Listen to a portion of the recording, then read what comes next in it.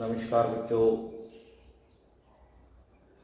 Chapter number 4 द्विघात समीकरण प्रश्नावली 4.4 से संबंधित एक छोटा सा आर्टिकल आपके लिए। मूलों की प्रकृति, मूल कैसे होंगे, किसी द्विघात समीकरण के मूल कैसे होंगे, हम कैसे पता लगाएंगे, तो उसका पता लगाने के लिए यहाँ पे कुछ डिस्कस करेंगे। बड़ा आसान सा टॉपिक है, ज़्यादा मुश्किल नहीं है। ध्यानपूर्वक सुने, इस वीडियो को देखें, आपको बड़े आसानी से ये बात क्लियर हो जाएगी क्या करना है हमें। तो मूल किसके? द्विघात समीकरण के। तो सबसे पहले द्विघात समीकरण आप लिखेंगे जो मानक होती है ax² plus bx plus c बराबर 0। यहाँ a का मान 0 नहीं होगा। अब देखिए, द्विघात समीकरण को हल करने के बहुत से तरीके आपने पढ़े हैं। उनमें एक सबसे आसान जो बच्चों को लगता है वो है द्विघाती सूत्र। तो द्विघाती सूत्र को यहाँ लिखते हैं, उसमें x का मान हम निकालते हैं कैसे? माइनस का b प्लस माइनस वर्गमूल b² माइनस 4ac बटे में 2a। यह आपका द्विघाती सूत्र होता है। यहाँ पर x के दो मान होते हैं, प्लस का भी और माइनस का। थोड़ा सा मैंने उसी वीडियो में डिस्कस कर लिया था भाई x का मान कब कब आपके पास आएगा, वास्तव में कब कब आप निकाल पाएंगे 10वीं कक्षा तक, हम ये बोलते हैं। उसके लिए मैंने आपको बताया था वर्गमूल के अंदर माइनस का नंबर नहीं बनना चाहिए। तो यानी कि इसके ऊपर कुछ बात बन रही है ना कि ये माइनस का नहीं होना चाहिए। तो फिर इसी को पकड़ के हम 2-3 बातें लिखेंगे, वहाँ से बात पता लग जाएगी कि क्या वास्तव में हमने करना क्या है। तो ये जो वर्गमूल के अंदर है, सबसे पहले इसको हम बोलते हैं डी। इंग्लिश नाम से उठाया हुआ है। इंग्लिश में ये जो वर्गमूल के अंदर लिखा हुआ उसका नाम होता है डिस्क्रिमिनेंट, उसका डी उठा रखा है। ये डी के बराबर है, डी के बराबर है b² माइनस 4ac। हिंदी में नाम यदि याद रखना चाहें तो क्या होगा, थोड़ा मुश्किल लगता है। v आधा क तय और फिर पूरा क और रह, विविक्त कर, ये नाम लिखा हुआ आता है। विविक्त कर को ज्ञात करें तो ये फॉर्मूला है डी निकालने का, b² माइनस 4ac। विविक्त कर का मतलब डी ही होता है। ये है। अब कोई भी एक नंबर होगा, एक संख्या होगी। अब कोई भी संख्या आपको दे दी जाए, जैसे मैंने यहाँ लिख दिया x कोई संख्या है। अब आपको क्या पता ये प्लस की है, माइनस की है, क्या है। तो कोई भी संख्या जब आपको दी जाती है तो उसके लिए 3 संभावनाएं उत्पन्न हो जाती हैं। यदि वो संख्या आपके लिए अननोन है तो हम उसके लिए 3 बातें बोल सकते हैं, या तो ये प्लस की होगी, या ये माइनस की रही होगी, या फिर ये क्या होगी, 0 होगी। तो वही 3 बातें यहाँ भी लगाएंगे। ये प्लस का होगा तो वर्गमूल के अंदर प्लस की संख्या बन जाए, कोई समस्या नहीं है। वर्गमूल के अंदर जैसे ये बन गया माइनस का 5, ये हमारे लिए समस्या है 10वीं क्लास तक। तो वर्गमूल के अंदर माइनस बनने से बचाना है। यदि माइनस बन जाएगा तो आप कुछ नहीं कर सकते, आप सीधा बोल देंगे कि हम तो मूल ही ज्ञात नहीं कर सकते। तो फिर यहाँ जो 3 बातें हम लाने वाले हैं वो आप एक नियम के तौर पर याद रखेंगे। उनमें पहली बात, यदि डी, चलो डी बराबर लिख देते हैं, क्या होता है b² माइनस 4ac। ये जो डी है इसको हल किया आपने, का मान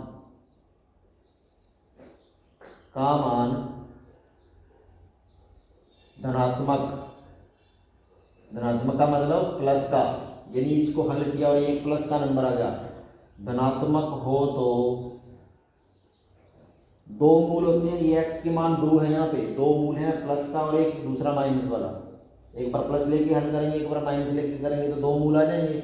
तो हो तो दोनों मूल आप ज्ञात कर सकते हैं, और जो आप ज्ञात कर सकते हैं उनको बोलते हैं दोनों मूल वास्तविक होंगे एवं, और दोनों मान जो है आपके x के वो अलग अलग आएंगे, एवं दोनों मूल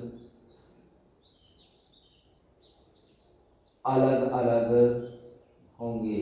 यानी जो दोनों x के मान आने हैं वो आपके लिए अलग अलग आएंगे, यदि ये वाला केस बनता है तो।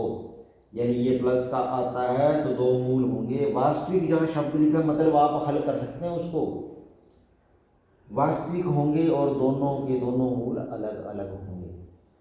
अब दूसरा, ये ऊपर मैं साफ कर रहा हूँ, बस डी को याद रखना, डी मैंने क्या लिया होगा। नंबर 2,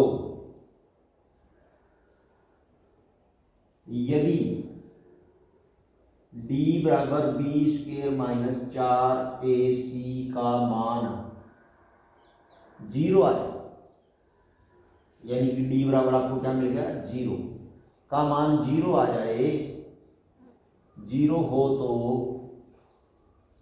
दोनों मूल तब भी वास्तविक हैं, दोनों मूल वास्तविक होंगे, वह दोनों मूल एक समान होंगे या बराबर होंगे, आप कह सकते हैं दोनों मूल एक समान होंगे, दोनों मूल एक जैसे रहेंगे आपके लिए। यानी कि यहाँ ये बड़ा जो चीज़ है, बड़े ध्यान से समझना इसको। d का मान आप निकालते हैं, 0 आ गया किसी द्विघात समीकरण में, तो x के होते तो दो ही मान है, पर यहाँ पे जो दोनों मान आएंगे वो वास्तविक तो है क्योंकि आप हल कर रहे हैं, और साथ के साथ दोनों के दोनों एक जैसे होंगे। जैसे मैं एक हल करके दिखाता हूँ, माइनस का b प्लस माइनस, यहाँ पे होता है आपका d लिखा हुआ, ये होता है ना b² माइनस 4ac। बहुत सी किताबों में इसकी जगह पे सिर्फ क्या लिखा होता है d, ये जो वर्गमूल के अंदर है इसका मान क्या है d, इसका नाम d रखा हुआ, और बटे में क्या है 2a, ऐसे भी लिखा मिलता है फॉर्मूला। और d किसके बराबर होता है b² माइनस 4ac। यदि ये है x का मान निकालने का तरीका द्विघाती सूत्र से, और नंबर 2 केस आपको क्या कह रहा है, अभी d का मान 0 रख दो, d का मान यहाँ 0 भर दो, क्या बन जाएगा माइनस का b प्लस माइनस वर्गमूल में क्या आ गया 0 बटे में 2 है, 0 का वर्गमूल 0, यानी कि प्लस माइनस के उधर क्या रह गया 0, प्लस माइनस के उधर 0 है तो बात खत्म होगी, यहीं पे क्या बचा सिर्फ माइनस का b बटे में 2 है, ये x का मान आ गया। अब देखने में ये एक लग रहा है, पर आप क्या कहेंगे, यहाँ पे x के दो मान है और दोनों एक समान है, पहला भी माइनस b बटा 2 है और दूसरा भी माइनस b बटा 2 है, एक समान होते हैं, होंगे दो ही, दोनों यही होंगे। हालांकि इसको आप जब किसी सवाल के लिए हल करेंगे तो ये चीज़ आपको ज़्यादा आसान लगेगी बजाय यहाँ करने में। तो ये दूसरा केस ध्यान रखना, जब d का मान 0 आ जाए तो दोनों मूल तब भी आप ज्ञात कर सकते हैं, यानी वास्तविक हैं और दोनों के दोनों मूल एक समान होंगे, दोनों मूल बराबर होंगे। जो x का मान आपको 1 आ रहा है, मान लो x का मान 5 आ गया, तो इसका मतलब दूसरा मान भी क्या है 5, दोनों मूल आपके 5 5 हो जाएंगे। अब तीसरी शर्त इसमें क्या है, तीसरी कंडीशन क्या है, तीसरा केस क्या है वो देखते हैं। नंबर 2 तक हो गया। नंबर 3 कौन सा बचा, ये 0 वाला भी ले लिया, यहाँ जो लिखा था प्लस वाला था। अब बच गया हमारे पास, यदि d का मान d बराबर b² माइनस 4ac का मान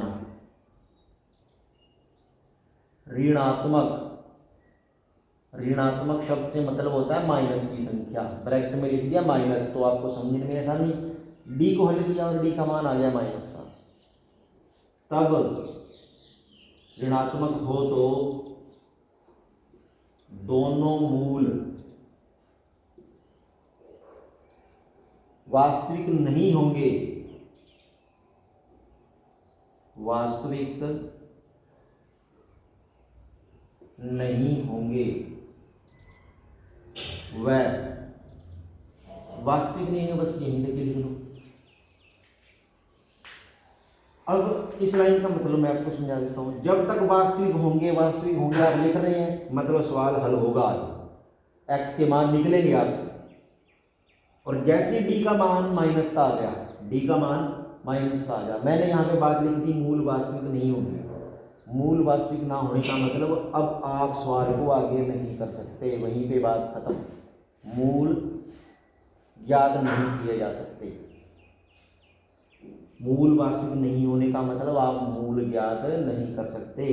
आप लिख सकते हैं, जो बच्चे याद कर सकते हैं, मूल ज्ञात नहीं कर सकते। अब समझने वालों के लिए मैं थोड़ा सा इशारों में ये बता देता हूँ। अब द्विघाती सूत्र का प्रयोग कर रहे हैं, बटे में 2, यहाँ पे वो डी लिखा होगा, बी स्क्वायर माइनस 4ac या डी लिख लो। अब डी का मान कैसा आ गया, माइनस का, तो यहाँ वर्गमूल के अंदर क्या आ जाएगा, माइनस की संख्या। वर्गमूल के अंदर माइनस बन गया तो यह है वास्तविक संख्या नहीं है। वास्तविक संख्या आपने पढ़ी है ना, तो ये वास्तविक संख्या नहीं है। यदि ये वास्तविक संख्या नहीं है तो हम हल कैसे कर पाएंगे, तो हम हल नहीं कर पाएंगे इसकी वजह से। तो यहीं पे बात रुक जाएगी, सवाल आगे नहीं बढ़ेगा और आप सिर्फ ये लिख देंगे मूल ज्ञात नहीं कर सकते। ये 3 केस मैंने बता दिए, तीनों केस को अपनी माइंड में सेट करो, बड़ी मदद करने वाले हैं आपको 4.4। एक प्रश्न मैं इसका कर लेता हूँ आपको समझाने के लिए। फॉर्मूले को हम प्रयोग कैसे करते हैं ये चीज जरूर सीखा करो।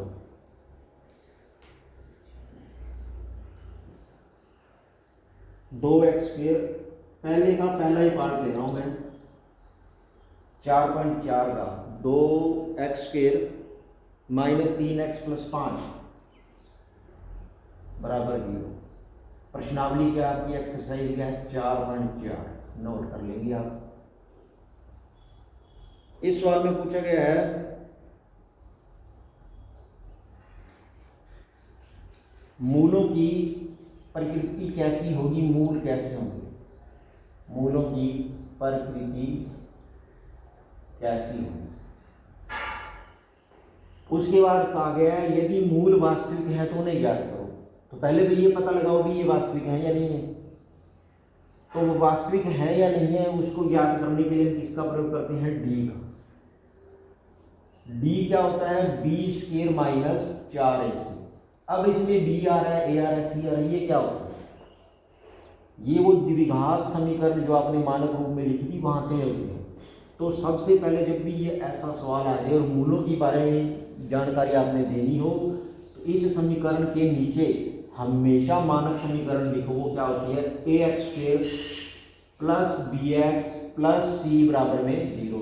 इन दोनों समीकरणों को ध्यानपूर्वक देखो और ABC आपको मिल जाएंगे निशान के साथ उठानी है संख्याएं। ए का काम कौन करेगा, 2। बी का काम कौन करेगा, माइनस का 3 निशान, और सी का काम कौन करेगा, 5। प्लस है तो निशान लगाने की जरूरत नहीं है, माइनस है तो जरूर लगाना पड़ेगा। अब मूलों के बारे में जानकारी प्राप्त करने के लिए डी काम में लाएंगे, तो मैंने डी ले लिया, जिसे आप विविध कर भी बोल रहे हैं। डी बराबर क्या होता है, बी स्क्वायर माइनस 4ac। मैं बार बार फॉर्मूला लिख रहा हूँ, ऐसा आपने भी करना है तभी आपको ये याद रहेगा। डी निकालना है, मूलों के बारे में जानकारी प्राप्त करने के लिए डी निकालना है। मूल ज्ञात करने के लिए द्विघाती सूत्र लगाना है। ध्यान रखें, अलग अलग बातें हैं। ये सिर्फ मूलों के बारे में जानकारी देता है, भी आप निकाल सकते हैं नहीं निकाल सकते। तो निकाल के देखते हैं। बी का मान -3 स्क्वायर, बी का स्क्वायर माइनस 3 का स्क्वायर कर दिया, -4 गुना में ए 2, ए का मान कितना है 2, फिर गुणा में सी, इसके आगे फर्दर गुणा में है सी, कितना है 5, सी का मान कितना है 5।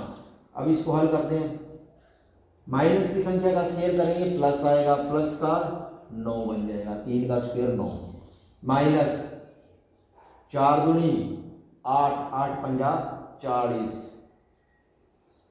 हाँ जी, एक संख्या प्लस की है, एक संख्या माइनस की है, तो बोलिए घटाना पड़ेगा जोड़ना पड़ेगा। तो अलग अलग निशान में आपको बताया गया संख्याएं घटती हैं, तो जो बड़ा नजर आ रहा है उसमें छोटा घटा दो। 40 में से 39 घटाएंगे 31 बचेंगे। अब इसका ध्यान रखना ये है, इसका निशान जो सही है वो लगे यहाँ पे। बड़ी संख्या 40, उसका निशान माइनस, तो ये जो संख्या आएगी वो किसकी होगी, माइनस की होगी। यदि आप यहाँ पे निशान लगाना भूल गए प्लस माइनस, तो समझ लो उल्टा रिजल्ट मिलेगा आपको, गलत हो जाएगा। उस गलती से बचने का यही तरीका है, बड़ी संख्या का निशान हमेशा लगाना है जब भी जोड़ो घटाओ। 40 माइनस का था तो बड़ी संख्या का निशान मैंने यहाँ पे ले लिया। तो डी का मान देखिए कैसा आया, ऋणात्मक। इसी वीडियो में मैंने बताया आपको 3 केस बनते हैं, ये तीसरा केस है, डी का मान माइनस का ऋणात्मक, तब क्या होता है, मूल वास्तविक नहीं होते, अतः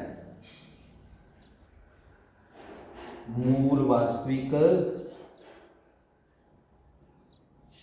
नहीं है, और मूल वास्तविक नहीं है तो मूल आप ज्ञात भी नहीं कर सकते, यानी यहाँ पर मूलों का अस्तित्व नहीं होगा। तो यही डी निकालने से हमें पता लग गया भी इसमें मूल हम नहीं निकाल सकते। इस तरह से क्वेश्चन को करना है। धन्यवाद। इस वीडियो को देखो, शुरू से देखो, वो जो 3 केस बताए हैं उनके ऊपर पूरी स्टडी करो। ऐसे हो तो हम ऐसा बोलेंगे और ऐसा हो तो ऐसा होएगा, थोड़ा थोड़ा उसको माइंड में सेटअप करो। आसान टॉपिक है, ज़्यादा मुश्किल नहीं है, बड़े आसान से क्वेश्चन इसके ऊपर आते हैं। ओके, धन्यवाद।